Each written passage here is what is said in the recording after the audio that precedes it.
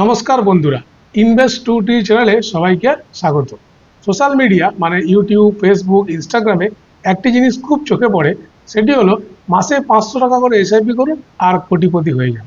তো এই কথাটির মধ্যে যদি, কিন্তু, অথবা এই ধরনের কি কি ফ্যাক্টর আছে এবং কত পরিমাণে আছে সেই নিয়েই এই ভিডিওতে আলোচনা করব এবং শেষে আরও একটি গুরুত্বপূর্ণ পয়েন্ট নিয়ে বলবো, যেটি হলো বর্তমানে শেয়ার মার্কেট একটি নির্দিষ্ট রেঞ্জের মধ্যে কিন্তু ওঠানামা করছে।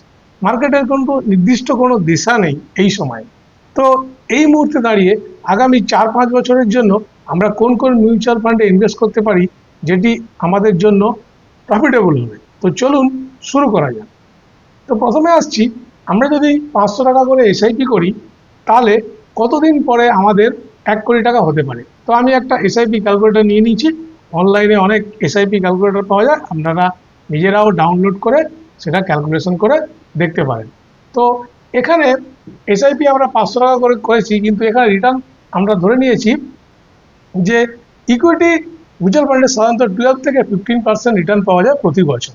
তার মানে এই নয় যে আপনি যে বছর শুরু করলেন তার 1 বছর পরে আপনি বলবেন আমার তো 12 তো 15% রিটার্ন হলো না, এটা কিন্তু নয়।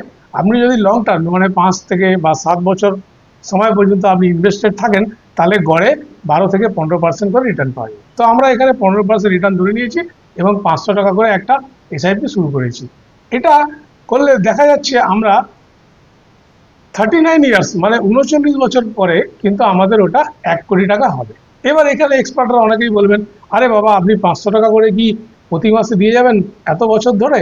আপনি তো কিছু টাকা বাড়াবেন। তো আমি এখানে আরেকটা ক্যালকুলেটর করে নিচ্ছি, আরেকটা ক্যালকুলেশন।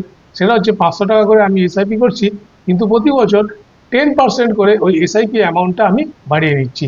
তো এক্ষেত্রে আমরা দেখতে পারি 15% রিটার্ন নিয়েছি এবং এক্ষেত্রে আমরা যদি দেখি এখানে 1 কোটি টাকা হতে কিন্তু আপনার 33 ইয়ার্স লেগে যাচ্ছে।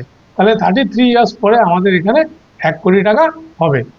এরপরে আমরা তাহলে 33 ইয়ার্স পরে আমরা কোটিপতি হয়ে যাচ্ছি, কিন্তু অ্যাকচুয়ালি কি আমরা কোটিপতি হচ্ছি? কারণ একটা মূল্য বৃদ্ধি বা ইনফ্লেশন বলে একটা জিনিস আছে। সেই ইনফ্লেশনের জন্য কি হয় না, এখন যদি আপনার কাছে 1 কোটি টাকা থাকে তাহলে সেটা 33 ইয়ার্স পরে আমরা কোটিপতি হচ্ছিলাম, তাহলে আমি 30 বছর ধরে নিলাম। 30 বছর পরে সেটার ভ্যালুয়েশন কত হবে জানেন? 5,74,00,000 টাকা।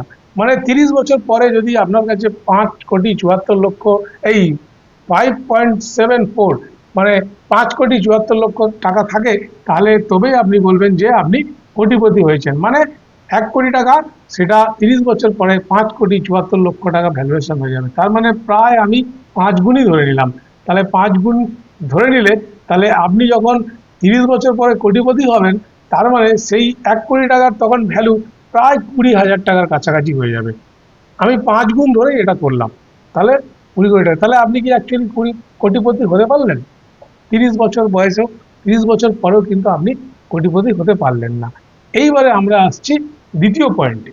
সেটা হচ্ছে এই যে 500 টাকা করে এসআইপি করার কথা বলা হচ্ছে, এখানে সাধারণত যাদের মাসিক ইনকাম 20 বা 25,000 টাকার মধ্যে, এই ধরনের মাসিক ইনকাম রেঞ্জে যারা আছেন তাদেরই কথা বলা হচ্ছে।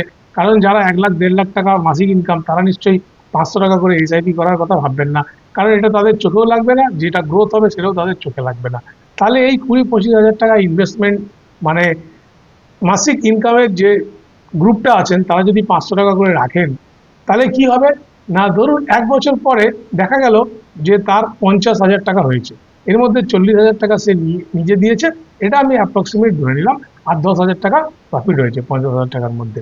এইবারে ধরুন শেয়ার মার্কেটটা পড়তে থাকলো, শেয়ার মার্কেটটা পড়লো, তার যে ইনভেস্ট অ্যামাউন্ট সেটা ছিল 40,000 টাকা এবং 10,000 টাকা প্রফিট। এবারে দেখা গেল আস্তে আস্তে ওই 50,000 টাকার ভ্যালুটা 40,000, তারপরে 35,000 হয়ে যাচ্ছে। তার মানে তার আসল 40,000 দিয়েছিল সেখান থেকেও সে কমে গেল, মানে 35,000 এসে গেল। তখন সে কতটা টেনশনে পড়ে যাবে, কারণ সে খুব কষ্ট করে 500 টাকা করে জমিয়েছিল। কারণ তার তার কিন্তু রিস্ক নেবার কোনো ক্ষমতা নেই। সে তখন ভাববে যে ইস, আমি যখন 10,000 টাকা প্রফিট পাচ্ছিলাম তখন যদি বেরিয়ে যেতাম তাহলে আমার ভালো হতো। সে এবার ওই মিউচুয়াল ফান্ডে ওই জাল থেকে কীভাবে বেরোনো যায় সেটা সবসময় চিন্তা করবে, কীভাবে বেরোনো যায়। তারপরে দেখা গেল যে ওইটা আরেকটু কমলো, 32,000 টাকা হয়ে গেল। তখন সে কি ভাববে যে লস হোক যাই হোক আমি কিন্তু বেরিয়ে যাই। এবং আমাদের মিউচুয়াল ফান্ড ইন্ডাস্ট্রি, আমাদের দেশে যে স্ট্যাটিস্টিক্স বলছে সেটা হচ্ছে যে 45% লোক ইনভেস্টার কিন্তু 1 বছরের মধ্যে বেরিয়ে যায় মিউচুয়াল ফান্ড থেকে, এবং শুনলে অবাক হয়ে যাবেন 5 বছর থেকে 6 বছরের মধ্যে কিন্তু 96% লোক এই মিউচুয়াল ফান্ড থেকে বেরিয়ে যায়। 30 বছর 35 বছর থাকা তো অনেক দূরের কথা।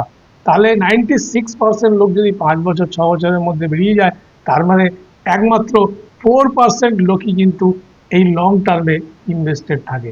তাই যারা নিম্ন আয়ের যে গ্রুপ আছে তাদেরকে এই 500 টাকা করে এসআইপি করে কোটিপতি হয়ে যাওয়ার এই হাতছানি না দেওয়াই ভালো।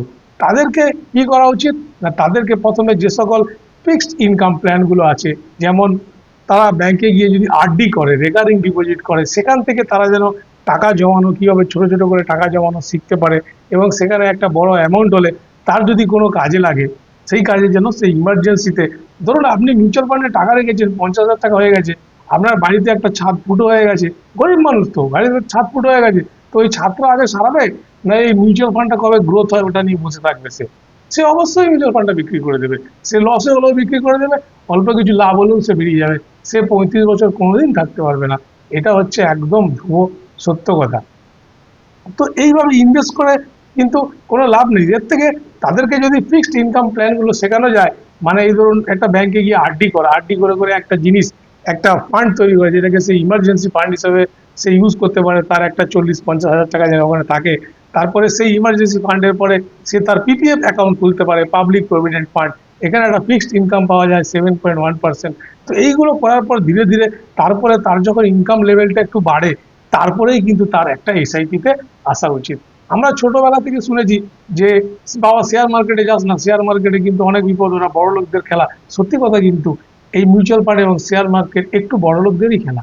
মানে আপনার কাছে যদি সাফিসিয়েন্ট অ্যামাউন্ট টাকা না থাকে, তাহলে কিন্তু এই মিউচুয়াল ফান্ডে যদি আপনি ঝাঁপিয়ে পড়েন, আপনি কিন্তু এখানে বেশি দিন থাকতে পারবেন না। আপনি 1 বছর 6 মাস থাকবেন, লস করবেন, এই করবেন, বেরিয়ে যাবেন। তো এটাই হচ্ছে, এই ধরনের প্রলোভনগুলো দিয়ে 500 টাকা করে এসআইপি করে কোনোদিন টাকা জমানো যায় না। হ্যাঁ, টাকা জমাতে পারেন আপনি, কিন্তু কোটিপতি হওয়ার আশায় কিন্তু কোনোদিন করবেন না। 500 টাকা করে আপনি এসআইপি করতে পারেন, যারা এই রেঞ্জের, মানে এই ক্যাটাগরির যারা লোক, তারা করতে পারেন 500 টাকা করে এসআইপি। কিন্তু এই যে কোটিপতি হয়ে যাব, এটা কিন্তু ভাববেন না। এবং যদি 500 টাকা করে আপনি দেন, তো ভুলে যাবেন যে 500 টাকা করে আমি কোথাও ইনভেস্ট করছি, ওখান থেকে আমি কোনো কাজে লাগাতে পারবো। এটা ভুলে গিয়ে যদি করতে পারেন, তাহলে কিছু টাকা, অল্প কিছু টাকা জমা হতে পারে, কিন্তু আপনি কোটিপতি হতে পারবেন না। তো এইবারে আসছি আমাদের সেকেন্ড পয়েন্ট, যে বর্তমান মার্কেটটা কিন্তু একটা নির্দিষ্ট রেঞ্জের মধ্যে, আমরা যদি নিফটি বা সেন্সেক্স দেখি, একটা নির্দিষ্ট রেঞ্জের মধ্যে ওঠানামা করছে। তো এই মুহূর্তে দাঁড়িয়ে কোন কোন মিউচুয়াল ফান্ডগুলি ভালো? কারণ এই সময় দেখা যাচ্ছে যে মিড ক্যাপ অথবা স্মল ক্যাপ এটা ওভার ভ্যালুড হয়ে আছে, এবং স্মল ক্যাপ তো প্রচুর রিটার্ন দিয়েছে, আগের বছর পর্যন্ত ভরে ভরে রিটার্ন দিয়েছে। তো মিড ক্যাপও ভালো রিটার্ন দিয়েছে, ফলে এখন ওরা নিশ্চয়ই স্লো হয়ে যাবে মিড ক্যাপ এবং স্মল ক্যাপগুলো। এই বছর অতটা বা বিগত 2 বছর আর এতটা রিটার্ন নাও হতে পারে। তাই এই সময় আমরা কি ধরনের ফান্ডে ইনভেস্ট করতে পারি? তো করছি তো আমরা মিউচুয়াল ফান্ড। তো মিউচুয়াল ফান্ড যখন করছি, তাহলে আমরা এত দিমাগ লাগাবো কেন যে লার্জ ক্যাপে যাবো, মিড ক্যাপে যাবো, স্মল ক্যাপে যাবো? বিগত 2 বছর কি হতে পারে, সিচুয়েশন খুব একটা ভালো নয়। তো ভেরি সিম্পল, আমরা এই এই বিগত 3-4 বছরের জন্য আমরা কিন্তু ফোকাস করব, সেটা হচ্ছে ফ্লেক্সি ক্যাপ ফান্ড।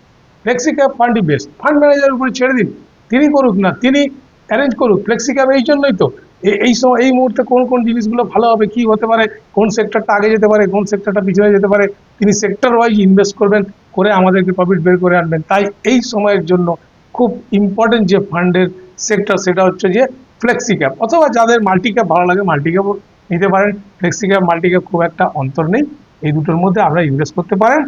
ফ্লেক্সি ক্যাপের মধ্যে তো চিরসবুজ একটা ফান্ড আছে, পরাগ পারেখ ফ্লেক্সি ক্যাপ, পরাগ পারেখ নিতে পারেন। আপনি এইচডিএফসি ফ্লেক্সি ক্যাপ নিতে পারেন, টাটা ফ্লেক্সি ক্যাপ নিতে পারেন, তারপরে আপনি অ্যাডেলওয়াইজ নিতে পারেন। অনেকগুলো ফ্লেক্সি ক্যাপ ভালো ভালো আছে, যেটা আপনার মন চায় আপনি ফ্লেক্সি ক্যাপে ইনভেস্ট করতে পারেন। বিগত 3 বা 4 বছরের জন্য এই ক্যাটাগরির ফান্ডটাই কিন্তু সব থেকে ভালো হবে। তো নমস্কার, আজ এই পর্যন্তই, সবাই ভালো থাকবেন।